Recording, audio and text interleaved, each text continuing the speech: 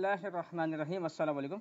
अच्छा, जैसे कि आप लोगों को पता होगा एफसीएस की सीपी की वैल्यूएशन है, तो उसमें हमें प्लॉट्स दिखाने हैं, ट्रांसफॉर्मेशन हमें जो आरपी हमने एक्सट्रैक्ट किए हैं मोटर से थ्रू सैम्पलिंग, तो हमें उस 9 वोल्ट पे जितने हमारे पास आरपीएम आ रही हैं, ठीक है, सैम्पलिंग के थ्रू, तो हमें उसको यूज़ करते हुए एक्सेल शीट बनानी है और फिर हमें मैटलैब में system identification tool box use करना है और हमें ट्रांसफॉर्मेशन निकालने हैं और प्लॉट्स निकालने हैं।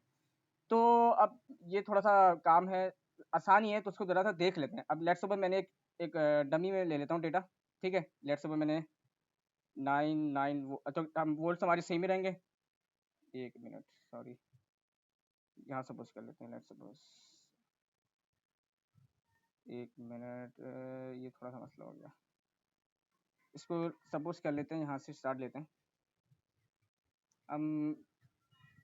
मैंने ये एक वैल्यूज़ तो क्या हमारे पास जो वोल्ट्स हैं, जो वो हम जो यूज़ कर रहे हैं, वो बैटरी यूज़ कर रहे हैं, तो हमारे जो इनपुट है जो हमारा, वो फिक्स रहेगा। हमारी चेंज हो रही होगी, वो आरपीएम चेंज हो रही होगी। ठीक है, तो आरपीएम सपोज़ कर लेते हैं, लेट्स सपोज़ 4000 स्टार्ट हुआ, ये 0 से स्टार्ट हुआ, ठीक है? अब वैल्यू आपकी बढ़ रही है। तो पहले ये हुआ, 1700 हुआ, लेट्स सपोज़ ये इतना हो गया, 3000 हो गए, फिर आपके पास लेट्स सपोज़ इतने हो गए। अब कुछ भी एक डमी वैल्यू मैंने अभी सपोज़ की हुई है, आपके पास जो वैल्यू आ रही होगी, जो आपने एक्सेल शीट बनाई होगी, आप वही डेटा कंसीडर कीजिएगा। मैं यहाँ पर एक एग्जांपल के तौर पे डेटा ले रहा हूँ, सही है? ये मैंने 6000 कर दिया और ये मैंने लेट्स सपोज़ कर दिया 6500, सही। ये डमी में मेरे पास हो गई, वैल्यूज़ हो गई। 9 वोल्ट तो फिक्स रहेगा, ये आपका चेंज हो सकता है। इसको मैं कह देता हूँ वोल्ट्स, ठीक है? इसको मैंने वोल्ट कह दिया और ये मेरा आरपीएम है, ठीक है? आपने क्या करना है, सबसे पहले तो इसको सेव करा देना है डेस्कटॉप में। पहले तो डेस्कटॉप में सेव करा लें। अब मैं क्यों करवा रहा हूँ, ये मैं बताता हूँ। अब होगा क्या, जब आप इसको डेस्कटॉप में, इसको एग्जांपल का नाम दे दें एक, ठीक है? और आपने इसको क्या कर दिया, डेस्कटॉप में सेव करा दिया, लेट्स सपोज, ठीक है? ये डेस्कटॉप में सेव हो गया। अब होगा क्या, अभी फिलहाल आप क्या करेंगे, मैटलैब में अगर आप जाएंगे ना, उसको रीड करने की कोशिश करेंगे। आपने एक वेरिएबल असाइन किया और आपने XLS रीड लिखा, ये फंक्शन लिखा, और आपने जो फाइल आपने डेस्कटॉप में डाली थी उसको आपने कॉल किया, ठीक है? तो अभी होगा क्या, इस टाइम पे अगर मैं एंटर करूंगा, मेरे पास एरर आ जाएगा कि अभी आपके पास इस पार्ट पे ये फाइल नहीं है। तो आपको करना क्या, अभी मैंने क्यों दिखाया, क्योंकि हर केस में आपका चेंज हो सकता है। मुझे ये कह रहा है, मुझे परस्यू कर रहा है कि आप ना इस पार्ट में जाके इस एक्सेल फाइल को सेव करो, तभी ये प्रोसीड होगा आगे, तभी कॉल होगा, तभी आपके एक्सेल शीट इस मैटलैब में आ जाएगी, ठीक है? फिलहाल भी नहीं हो रहा है ऐसा। तो मैं क्या करूंगा, मैं ये बात देखूंगा, ये डॉक्यूमेंट में जाना है, मैटलैब एग्जाम्पल मुझे यहाँ पर पेस्ट करनी है, तो मैं क्या करूँगा, इस डायरेक्टरी को फॉलो करूँगा। तो अब मैं क्या करता हूँ, इसको यहाँ से कट कर देता हूँ, ठीक है? मैंने इसको कट कर दिया, आपने सिंपल ना। और फिर आप गए माय कंप्यूटर में और आपने देखा जहाँ भी वो पाथ मेंशन था, मेरा पाथ जो है ये यहाँ पर है। यहाँ पर आपको डॉक्यूमेंट्स में जाना होगा, मोस्टली यही पाथ होगा, तो आप देख लीजिएगा इसको, ठीक है? आपने इसको क्या कर दिया, यहाँ पेस्ट कर दिया। अभी कह रहा है कि पहले मुझे एक्सेल फाइल क्लोज करनी पड़ेगी, तो मैं सारी वो स्टेप बता रहा हूँ जो मुझे फेस करने को मिले। तो आप लोगों को बस थोड़ा सा देखना है और जो स्टेप बिल्कुल ठीक है वो फॉलो करना है, और कोशिश करनी है जो नाम आप यहाँ यूज़ करें, जो आपने यहाँ यूज़ किया हुआ, सॉरी क्या कर दिया यहाँ पर, वही नाम आप इनपुट आउटपुट में दें, ज़्यादा बेहतर है, ताकि कोई एरर नहीं है आपके पास, ठीक है? तो ये वोल्ट है और आरपीएम है। अब आप क्या करें, अब इसको कॉल कर लें, अब आपके पास एरर नहीं आएगा, ठीक है? अब आपके पास एक्सेल शीट लोड हो चुकी है, सही है? 1 मिनट, ठीक है? अच्छा, अब क्या करें, अब क्योंकि आपके 2 कॉलम्स हैं, एक कॉलम में वोल्ट्स हैं, दूसरे कॉलम में आरपीएम है। यहाँ पर ये होगा कि, अच्छा, यहाँ पर क्या होगा, जो हमारे 2 कॉलम्स थे, ठीक है?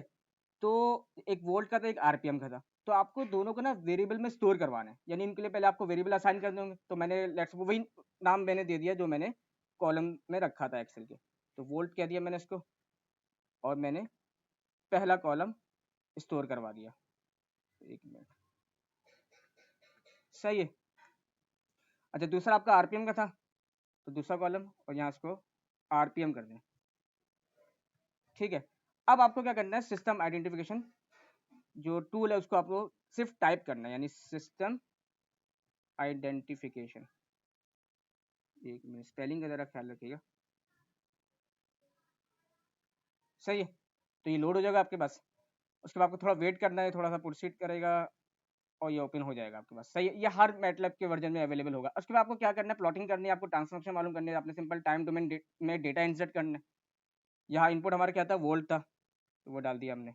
आरपीएम था आउटपुट में, तो ये आउटपुट और इनपुट होगा। ये आप कुछ भी नाम दे दें, कुछ भी नाम दे दें, एग्जाम्पल कह दें इसको। सही है, ये आप कुछ भी रख सकते हैं, 0 से 0.05 रख दें, ठीक है, और इसको इम्पोर्ट करवा दें। सही है, अब देखें आपके पास प्लॉट आ चुका है। इसके बाद आपने क्या करना है, इस प्लॉट को आपको ऑब्जर्व करना है, इसका टाइम प्लॉट देखना है, तो यहाँ क्लिक कर दें, तो आपके पास टाइम प्लॉट आ जाएगा। थोड़ा टाइम लेगा ये, लेकिन आ जाएगा। अच्छा, आ जाना चाहिए इसको, 1 मिनट।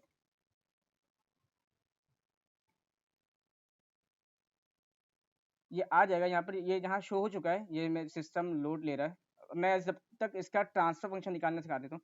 ट्रांसफर फंक्शन में क्या होगा, यहाँ पर आपके पास एक एरो आ रहा होगा एस्टिमेट, तो आपने यहाँ क्लिक करना है, यहाँ ट्रांसफर फंक्शन मॉड्यूल में क्लिक कर देना है। अब आपके उसके बाद थोड़ा टाइम लेगा ये। सही है, और क्योंकि ये मैटलब 2023 से थोड़ा टाइम ले रहा है, जबकि ऐसा होना नहीं चाहिए। अब देखें आपके पास थोड़ा लोड लेगा ये, ठीक है। तो अब आपके पास इस तरह कुछ आ रहा होगा, इसमें नंबर ऑफ पोल्स और जीरो आ रहे होंगे।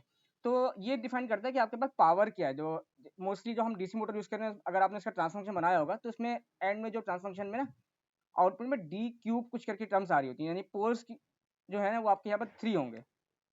फिर भी ये कंफर्म कर लिएगा, लेकिन फिलहाल जो हमने एक्सप्रेशन ड्राइव की थी, इसमें हाईएस्ट डिग्री हमारी 3 आ रही थी, और जीरोस आपके बनी होंगे। यहाँ आप एस्टिमेट पे क्लिक कर दें, तो ये आपको आपका ट्रांसफॉर्मेशन जो है उसको निकाल के दे देगा।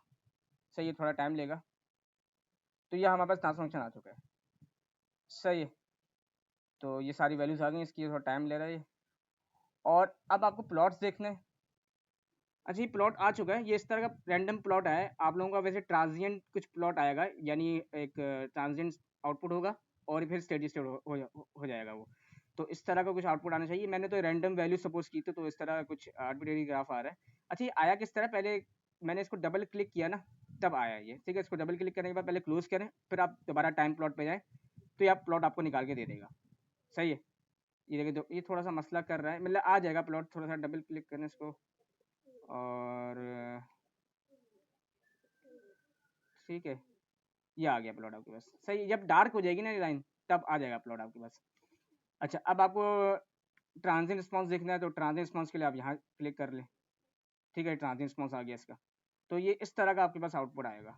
सही है, तो ये मैंने इस तरह निकालना है, इसी तरह आपको। तो अब आपकी वैल्यूज पे डिपेंड करते हैं, वैल्यूज क्या है, तो होगा ये इसी तरह, ठीक है। बाकी सारी चीज़ें भी यहाँ ऑप्शन मौजूद हैं, जो चीज़ें हमसे पूछी गई हैं वो सब यहाँ से निकल सकती हैं, ठीक है। और जीरो से पोल से पूछा गया है, जीरो पोल्स निकालने हैं आपको, अगर लेट्स सपोज, तो जीरो पोल्स भी आ जाएंगे यहाँ पर। सही है, तो ये इस तरह निकलेगा, ठीक है। ओके, अल्लाह हाफिज़।